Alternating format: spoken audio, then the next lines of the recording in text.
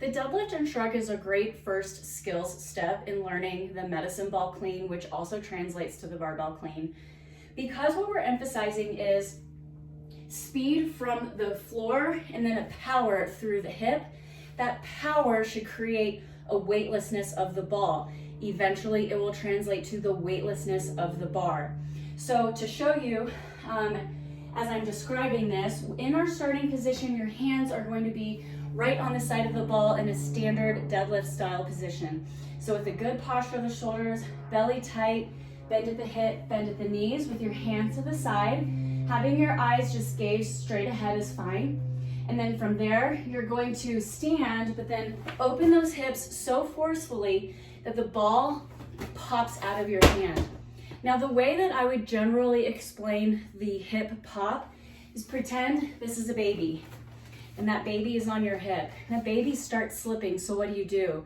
You dip a little bit and then you re-grip under the ball because of that hip drive. So essentially, we're just re-gripping our baby, but it's in front of the body and it's speeding through the air.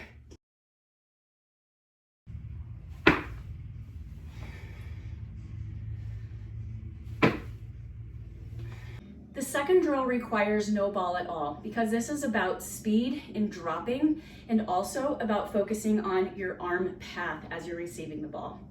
So we're gonna start with our feet under our hips where we would have finished with that first drill in a shrug. So you can see I'm on my tippy toes because that is the final extension that I finished in the first drill.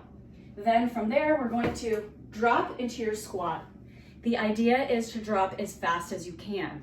So every time that you go down, I want to hear your feet slam because that is going to help improve the speed down under the ball. Someday this will translate to heavier loads if you're working with a barbell.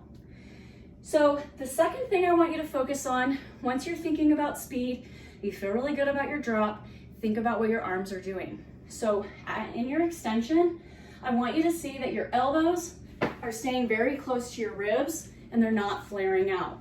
So what that's gonna look like in a slow motion is this is where we finish and then we catch the ball still in this railroad track position of your arms. So the fault is getting the shoulders turning in and the elbows going out, and then we end up spinning the ball and catching it. So look at the final explanation of our medicine ball clean so we can make sure that you are not participating in any of the faults that we don't want to translate with this basic light ball to the heavy, more technical barbell. So the common fault that you're going to feel or see other people do is those laces are not staying out during the transition. So this is a common fault where your elbows, chicken wing, watch here. So when you come over, when you get the jump shrug, holding onto the ball, now your hands are at the top, not under it. The laces have now spun towards your chest. That is a sign that we're pulling with our arms and we're not allowing the legs to do the work. Also, those shoulders go internally rotated. That is a disastrous supportive place. It can cause pain or injury over time of doing lots of reps or increasing load when your body isn't in the correct positions. So in order to fix that, we want to go back to the drills 1 and 2 so that you can practice getting weightless and you can practice keeping your arms on railroad tracks.